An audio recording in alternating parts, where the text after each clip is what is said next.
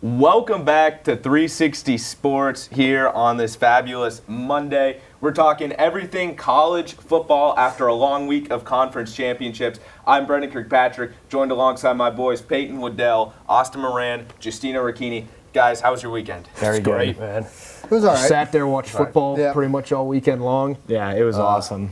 The results of some of those games did make me a little mad. But expected, though. It's all right. Yeah. We got into a whole debate about that, which I don't know if we can do that here, but it is what it behind is. the scenes, behind the scenes. Is what it is. But, yeah, great weekend of watching college football, all weekend long, NFL on Sunday, obviously. But this is a college football show, so we're going to stick with that. And as I mentioned earlier, it was Conference Championship Saturday and Friday, too, because Boise State and UNLV did play that game. So there was a lot that we have to talk about. So let's get into the headlines here.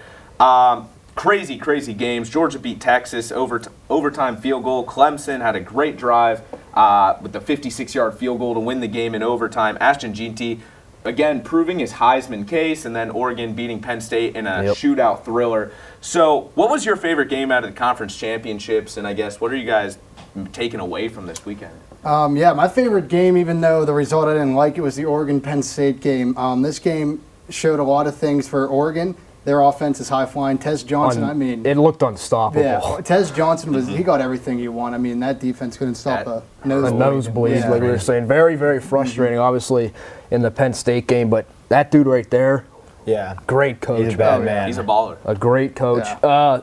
I would say probably the best game of the weekend that we didn't even watch because it's the same time as the Penn State game was the SMU-Clemson game. Oh, yeah. SMU was down 31-14 at the end of the third, came all the way back, obviously lost with that game-winning 56-yard field goal. But somehow Clemson gets in the playoff again. I kind of had a feeling that was going to happen, to be honest with you, with Dabo Swinney, just the way it works. But exactly.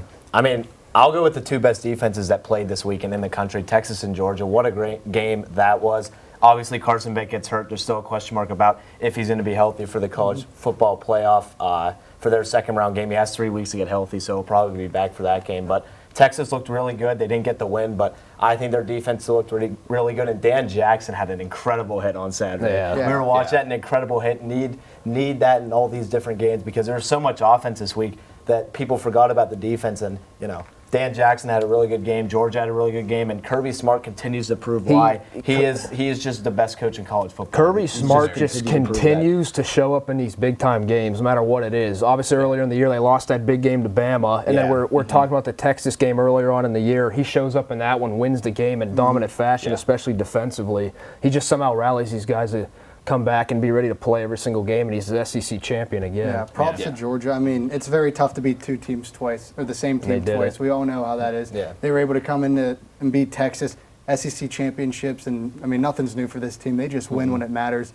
They had a road bump against Alabama, but, Kirby Smart was ready for this game. It was their other loss, Ole Miss, The funny thing is, though, is after Beck got hurt, people are saying that Georgia's a better team without Beck. They did have a nice drive. They did Everybody have a nice second half. Everybody in the comments was just like, "Oh, Beck's gone. They're a better team all of a sudden." Which a lot of people just don't like Beck, to be honest with you. I know Beck had that stretch there where he threw 12 interceptions in 4 games he or also whatever. had a stretch where he had 12 straight touchdowns. The last 3 games of the year, he was awesome. I mean, that's going to happen whenever you're the highest-rated quarterback coming into the season. I mean, everybody thought he'd be the best quarterback. Hasn't lived up to it, and that's just going to happen. Hate's going to happen when you're the best, and that's how it is. Yeah. I mean, all these games, though, overall were really good. Unbelievable. Unfortunately, I was at a wedding. I really didn't get to watch all of them except the Penn State-Oregon game. You were texting us a lot of updates. Well, I texted you. As if we weren't watching. As if you weren't watching. Thanks for letting us know about the stuff we were watching. The only thing I texted you guys was... you were confused that that I had like a 5-minute break. I went in and I saw the one play of the Georgia-Texas game where Arch Manning came in. And I was like, did Quinn Ewers get hurt? Like, what's going on here? Yeah. I had no idea what was going on. But the Penn State-Oregon game, great game. I honestly didn't feel like Franklin had that bad of a game as a coach. It was some questionable calls, but it couldn't get the job done in the end. But anyways, let's move on to our next headline here. So probably the hottest topic in all of college football, all of college sports right now is this playoff bracket right here. Alabama being left out, SMU being left in. That's pretty much the big debate right now between Alabama, SMU. How much do conference championships loss matter? The strength of schedule, too, is a big one. That's what Alabama fans are arguing right now. Do you guys think the committee got it right with this, or is there still a bit of question marks regarding what the criteria is to be one of these 12 teams? They got it right, first of all. I think we could all agree on that. They did get it right. Bama, I know obviously the strength of schedule, they had a tough schedule, but you can't lose to Vandy. Obviously the Tennessee game was a tough one because Tennessee's a great team. Oklahoma, you got slaughtered. He scored 3 points against Oklahoma. Yeah, Saban did bring up a good point. After the rankings were out, he did say, what's the point of strength of scheduling if you're going to get punished for those games? Some key losses they had. Let me check. I have it here. Vandy, Tennessee, the key wins. Yeah, Vandy and Tennessee. They beat Georgia, Missouri, South Carolina. But SMU, you can't punish them for making a conference championship. That's basically what they would have done if Alabama made the playoffs, was punishing them for making a conference championship. Yeah. I know SEC and ACC, two completely different conferences, but you can't punish a team for playing in a conference and SMU as well. Like their one loss coming into the ACC title game was to BYU, who is, I guess a playoff team for majority of the season until they lost there like 2 in a row, 3 in a row. But no, SMU, they deserve to get in. In the end. And like even if you're ranked number 8 with 1 loss in the conference championship, why even play the game then if you're going to be punished by losing? Just say I don't want to play and just don't have to worry like about how far down would it go? Because if the SEC didn't want to play, well, you got Tennessee right there, you have Alabama, you got Ole Miss, and it would just keep going down until you find it's like a 6-6 team that's going to play in the conference championship. Exactly. Yeah. It's just back and forth with that, but they got it right. Look at Oregon's path. The best team Penn State got an easier path from losing that game. Best team in the country, and then they have to play Ohio State and the Tennessee, winner of that game. Not good or not favorable. There's some good games coming up along this bracket too. Indiana, those are great games. The Battle of Indiana. I'm excited for that. Those are two teams that you don't really think of them as rivals until you realize they're both in the state of Indiana. Both going to be that's the Friday game, right? Yeah, it's a Friday night. Yeah, huge Friday night lights out there. Clemson, Texas, sneaky game too. It's a sneaky game. A lot of simulations I saw they had Clemson winning that game. I don't know. Simulation. It's just so funny to see that. Was it the college football? Yes, it was Matty Fresh. I think we're living in a simulation. He might be. Well, we are all living in a simulation. Well, the simulation did predict there was snow for that Notre Dame game. Exactly. If you're correct, then that'll be awesome. He's a weatherman, though. I basically am. This is a good matchup. This is the best matchup. That's the best matchup. In the first at the shoot, 8 o'clock game. Tennessee's a really good team, really underrated team, and Ohio State has to bounce back. They've had a lot of weeks to kind of think about their loss to Michigan. Ryan Day finally do it. He's 0-3 Tennessee is a tough team. I would not want to play Tennessee right now. So Ryan Day has not been an SEC team ever in his career. SEC top defense in the country, number 4 great running back. Yeah. We'll see. It's going to be a tough one. But let's move on here to our next segment, and we had it renamed for the sake of the 4 of us. College football playoff, boom or doom. So instead of ranking chicken bakes and double chunk chocolate cookies, we're going to be ranking college football players on the boom or doom meter. We're at the Willard Building, not Costco. That's in our commercial. Shout out Rivalry Radios. Inside Easter egg there from Com Radio. If you know, you know. If you know, you know. Boom or doom. And so we're going to be rating players in the college football playoff on the boom meter and doom meter to see how they'll perform in the big dance. So I believe the order is Giustino, Austin, Peyton, and finally me. So Giustino, all right. Let's see. No one's going to like my first pick. No one's going to like my boom, but I really like the guy that I have for my boom, Kevin Jennings, SMU. He's going to be taking on Penn State in Happy Valley in this one on Saturday at noon. But Kevin Jennings is absolutely electric. Go look up his stats, and you will find that they are eerily similar to that of Drew Allers. And I'm just saying. He didn't play in like the first 2 games of the year, too. And Kevin Jennings has been absolutely electric. They came back in this game for a reason. They're one of the most explosive offenses in the entire country. If it wasn't for a 56-yard field goal, they wouldn't even be in this position. They'd have a bye in the top 4 seeds. So he's been really tremendous. And I don't know if we want to do this, but he gets 5 big booms. You got to do it. You're the one on the board. Booms. Boom, boom, boom, boom, boom. There we go. Now we get to our boom. To see. Curtis Rourke. He got the worst hand dealt to him, going to Notre Dame to play one of the best defenses in the entire country in the Fighting Irish. Xavier Watts has been tremendous for this Notre Dame defense. They have so many big playmakers on that defensive line as well. And Indiana just hasn't played anybody. The only team they played was Ohio State, and they got boat raced in that game. This is a very good Notre Dame team. This is a Notre Dame team that you do not want to see at all in the playoff. They're a really sneaky team, and they might go all the way. Indiana just didn't get a good draw. Kurt Cignetti has done a tremendous job with this team. Should probably win Coach of the Year, but, I mean, Indiana just did not get a good draw, so I don't know what we want to do for the doom. He just gets a big doom. Big doom. It's a big doom. It's a big doom. Yeah, that's all I have to say. Yeah, I did not do that. We'll see how he matches up against Notre Dame secondary. Obviously, it's one of the top defenses in the country. The Kevin Jennings pick, it's kind of sneaky too, because Penn State really hasn't played a true quarterback like Jennings yet this season. Yeah, Howard, I mean, Altmaier and Dylan Gabriel are the closest they played. Howard and Gabriel. Howard, Gabriel, Altmaier thrown there too. So we'll see. We'll see how it does. It could be a little bit sneaky there. You were talking, just so you know, you were talking about the Notre Dame defense. I'm going to go here. Notre Dame offense, their backfield, absolutely unbelievable. Jeremiah Love and Jadarion Price, unbelievable for Notre Dame this season. He has almost 1,000 yards rushing on the year. Notre Dame's offense has been great as well, especially running the ball. I know you like him, Giustion. I do, yeah. He's a great player. Is he the one that hurdled someone? Yeah, that was him. He's unbelievable. So he gets 5 big booms. Boom, boom, boom, boom. Boom! Now for my doom. Quinn Ewers. There's been articles around after the SEC title game that Texas fans want him out of here and Arch Manning in. I don't really know, but this dude hasn't really performed when he's needed to. Obviously, 360 yards this past weekend in the SEC title game. 1 touchdown passing, but they got the ball in opposition territory many times. They haven't really done anything with it against Georgia. 2 interceptions. He's turned the ball over way too much this season. So Quinn Ewers, big doom. Texas's offense, I don't know. I think it has a chance to be shaky against Clemson, especially with Clemson's great defense. Yeah. So Quinn Ewers, big doom.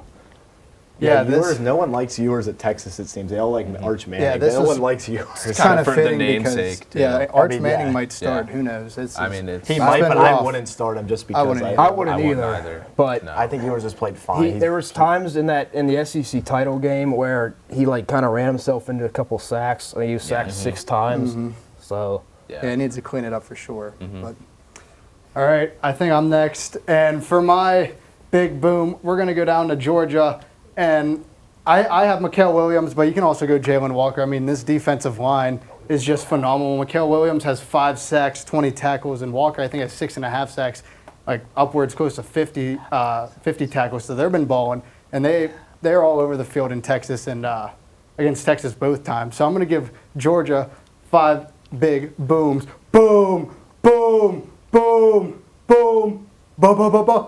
Boom! What's that coming down the track? What's that coming down the track? It's the mean machine in the red and black. It's the mean machine in the red and black. Ain't nothing finer in the land. Nothing finer in the land than a drunk, obnoxious Georgia fan. Than the drunk, obnoxious Georgia fans. Shout out Pat McAfee.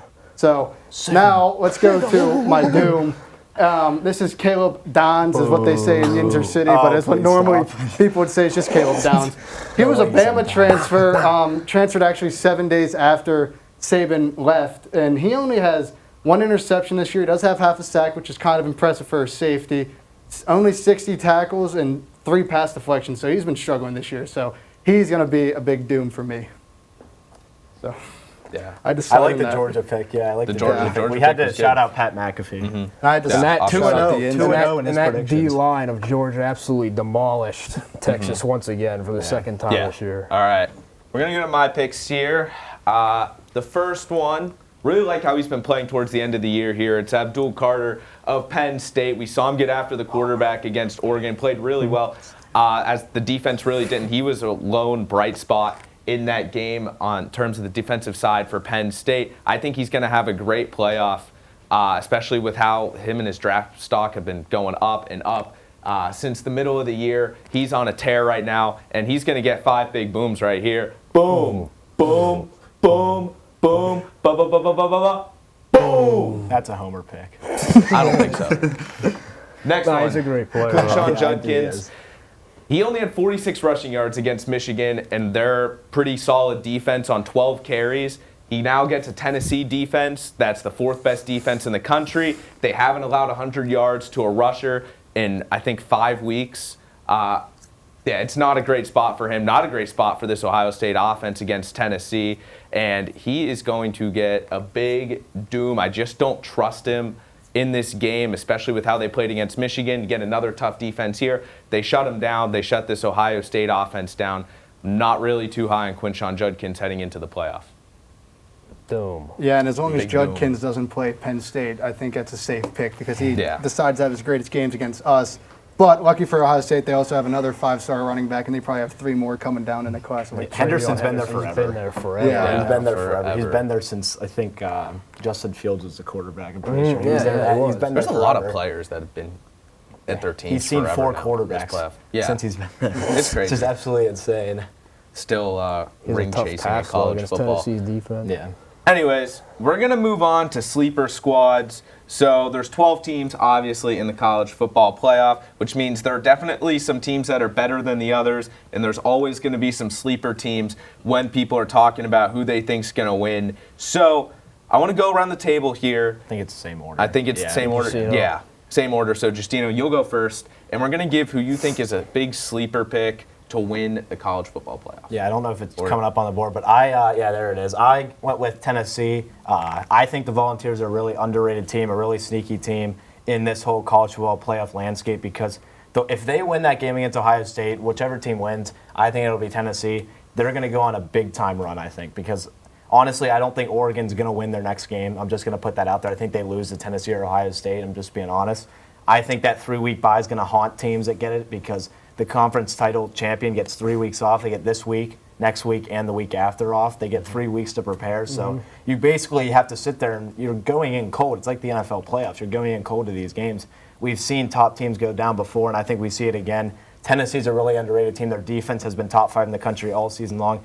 If it wasn't for Ginty, Dylan Sampson would be one of the best running backs in the country. He's been absolutely insane. 22 rushing touchdowns and almost 1,500 yards on the season. So argue with him or Scatabo would be 1 and 2, and sort of right behind Ginty. But and then if Nico Iamaleava, I finally pronounced it right, if he can finally develop and have some good games, I think they can be really scary. I agree. I was gonna pick Tennessee for this.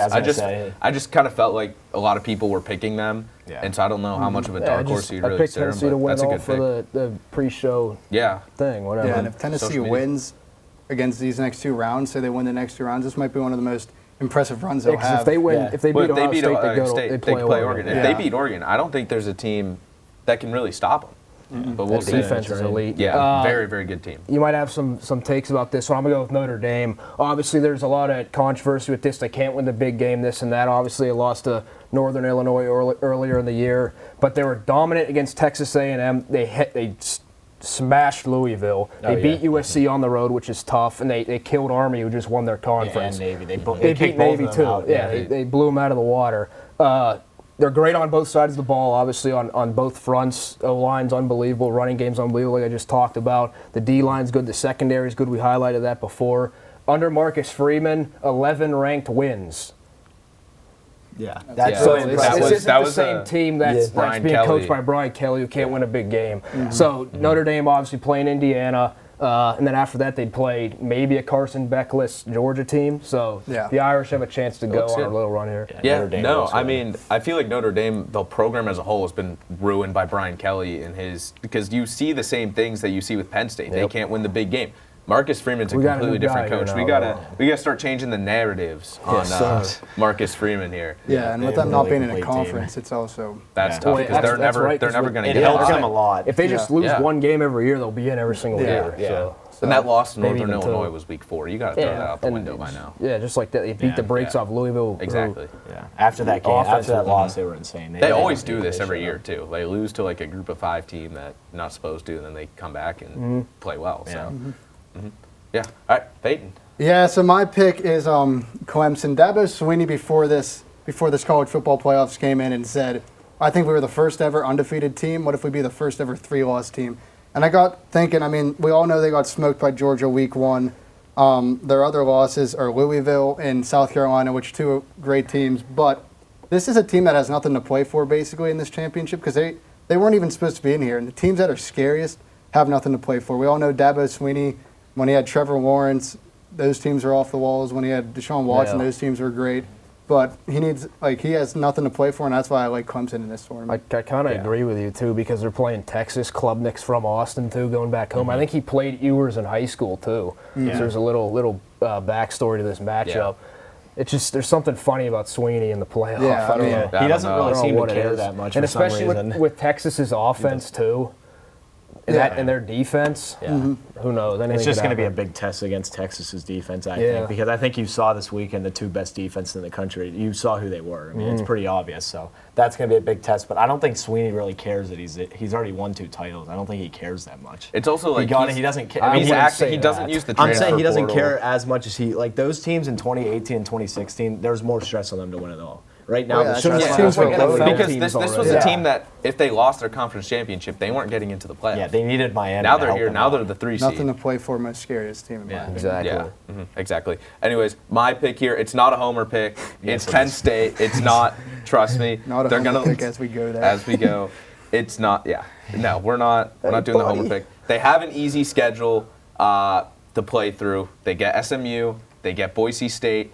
And then it gets a little bit iffy. I really don't trust James Franklin past that point. But if you want to talk about a team, a dark horse that has a great path to make it, it's a very realistic path that we could see Penn State in the semifinals of the playoff, especially with how everything goes. I really hope James Franklin just something switches in his head and he finally wins a big game. I don't see it happening. I agree with you, Austin. But maybe something happens. But the easiest path here, Penn State. And that's going to be my pick. We should be blessed that SMU's not a top 10 team, or else we would definitely lose. Exactly. He's still got out coached What by about Lashley, though. He will get out coached, but I think maybe talent the talent wins. will, The talent will prevail. Is Boise State number 10, right? Well, I don't. They're not top 10 in like the AP poll. They're like number 11 or 12. Speaking of I think they're talent, 9 now. speaking of Okay. talent, this guy deserves to be in New York. Get this guy in the I don't know Heisman. how many people they take. It'll Triple probably, threat it'll probably be conversation 4. Yeah, I Yeah. know, but he's Anyways. having a heck of a season. But yeah, he might be the 5th guy. Speaking of New York, and where everybody goes for the awards, we are talking about award predictions here. So there's three awards here that we're going to discuss, go through, see who you guys have winning the awards. These are the 3 closest races probably amongst all of the several college football awards that they give out. So we'll start with the Biletnikoff between Teterow, McMillan, Travis Hunter, and Nick Nash. Who do you guys think's winning here? Hunter. I mean, Travis Hunter. He's going to win it. He's going to win. Here's the thing with Travis Hunter. This is specifically a receiver award. I hope they don't put this defensive stuff like in the perspective. I'm sure they won't. Leave But that he to has, Heisman. Look, he has 92 catches for 1,152 yards and 14 TDs. Listen to these stats Nick Nash has. 104 catches, 1,382 yards, and 16 touchdowns. Who's he play? Exactly. He's putting up the numbers. That's all that matters. And I like McMillan. He's a freak. He's 6'5", but Nick Nash, the stats are there. Yeah, the It's stats are there right for in front of Nash, you. and Yeah, the but it's brand is gonna there. be The Hunter. brand is Hunter. That's Yeah, why they're going to give it exactly. to Hunter. Yeah. It's a Publicity. brand I thing for agree. It's this. the publicity. Yeah, it's a classic Deion Sanders It also speech. helps that this was a Colorado team that was in the top 25 for the Yeah. back half of the season. Arizona kind of fell out of the race, losing a couple of games. Arizona did not. San Jose State was a group of 5 mediocre Mountain West team. I think it's going to Hunter, but we'll see. We'll see what they decide to do here. Anyways, we're going to move on to the Davey O'Brien Award for the best This one's quarterback really in the country. This It one's is. really interesting. This is probably the closest one. Shadur Sanders, Dylan Gabriel, and Cam Ward, all with great stats this season, all played out of their minds. It honestly should go to gonna be Cam tough. Ward, but again, the Shador I thing think again. I agree. Yeah, I think, it's I think, a Shador it, I thing think again. it should go to Cam Ward based on the stats. Cam Ward's played insane But- this year. He fell off yeah. towards the end, but I mean, that's his defense fell off He towards had the no end. they had no Yeah, that's what I defense mean. this They season. almost lost to Virginia Tech. Yeah. Yeah. Yeah. Should have lost. Sanders, top 5 pick. Dylan Gabriel leading the Oregon to the number 1 seed. But Yeah. Cam Ward's stats are better. They kind of have to. They don't have to, but They should probably give it to should, Ward. Yeah. Miami I'd played say themselves. 36 touchdowns. See, this 7 would have easily went to interceptions. Ward if you just take care of business against Syracuse. I mean, come on. If they And win that game, it would've easily been goes to Canton. him. And the I Heisman believe would be in New Ward York. had the best QBR this season. Yeah, number one in the country. Gabriel was second, and Shador was like way out, like 17th or something. Yeah. So Yeah. That's the. I mean, Shador deserves to be there. The problem is he's not. He shouldn't win it. No. Wasn't Colorado like sending out like pamphlets to all the voters or like boxes to the voters of like why you should vote for Hunter and Shador for these awards and stuff? Well, they are going to the Raiders. Shador is at least. We'll see. I mean, NFL draft your is crazy. prediction? That's your going to prediction. happen. That's a whole completely separate show. December that 9th, we'll that's your cover prediction. in Yeah. All right. Bookmark it. whatever month of the year the draft is. Anyways, April. the big award of college football, the one everybody knows, it's the Heisman. Between these four players, Cam Moore, Dylan Gabriel, then we throw in Ashton Jeanty in here and then bring back Travis Hunter for this award. Really kind of a two-man race between Ashton Jeanty and Travis Hunter at this point. Both quarterbacks have kind of fallen off. We're going to see more of Jeanty this year. Travis Hunter's season, outside of a bowl game if he plays, is over. So who do you think's kind of snagging that award? I think we all know it's going to be Hunter. Here's the thing. But it's Hunter sad that it's having a Hunter, phenomenal which- season playing both sides of the ball, obviously, but Jeanty is literally He's going to break Sanders' record. this is It should- history let's just right here. It's make like- it clear. It should be Jeanty, right? Should Gen- be. Yes. I mean, If he this breaks is a all record, time. you get the Heisman, in my opinion. I don't think it really matters with the whole. I don't know. I just 'cause feel like with the whole Colorado and the social media and all that, and just Travis Hunter Well, in general. what Travis it's Hunter is doing, we haven't seen to this degree of all ever. That's like the big. that too, but the problem is And he's doing it records at a are high different level. than- yeah. record. Throw out records in these awards. If records mean something, then I'm Gabriel's saying gonna record win. like all-time records. Like if he breaks the Yeah. all-time record, he Well, deserves he's to win going- it. yeah. He's gonna. That's the break thing, because it. if he doesn't break it, like let's just say he doesn't somehow, if he doesn't break it in their next game and they lose, then they would. How give it far to away Hunter. is he? They'd Like give it to Hunter if he 137 doesn't break or it. something. Yeah. Because He'll get Melvin that one Gordon, game. Melvin Yeah, Gordon he'll get that. Yeah, he'll get that. In the had first this, half. I don't know, had 2,400 rush yards one year and he didn't get He it. didn't So get I mean, it. like this, we've seen it before. Who I don't won it like that it, year but though with Melvin Gordon? it was Mariota that Yeah, won it that's- that year. it's a That's what I different mean. situation, That's though. what I mean. If he has, I think he has to break the record though. He has to. Yeah. Because here's the thing, Oklahoma State, when Barry Sanders was there, is a lot different than Boise State. Like in general, they are a really good team. They're in the playoff. It's not a Power 5 program. They're a Power Yeah, 4 but program. the thing is, though, is you can make that argument about who he's played. Then why hasn't nobody else done it there? Yeah, then? I agree. Right? That's why, Yeah. here's the thing. A lot of the year I was on team for Travis Hunter just because I think that we hadn't seen anything he was doing. But the more Jeanty put up yards, the more it kind of swayed the opinion Yeah. I had for a while. But if you bring in teams who played, then I don't want to hear the same thing with Nick Nash when he doesn't win the award. Yeah, well, that's why Hunter's easily going to win that Bolitnikoff. But the problem is he shouldn't win this.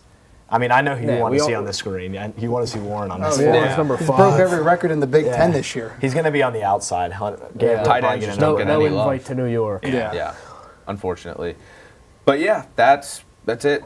That's the 360 Sports.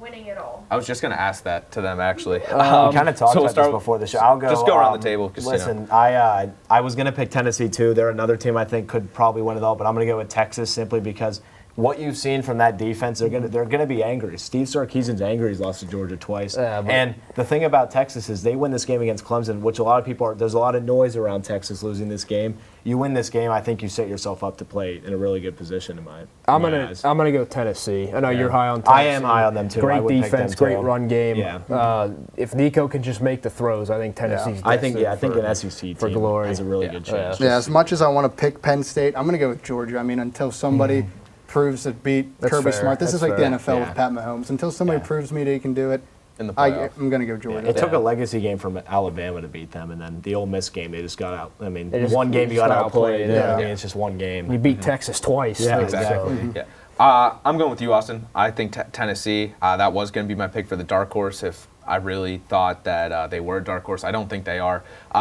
Though a lot of people are picking them for a reason. Their defense is going to show up, show out.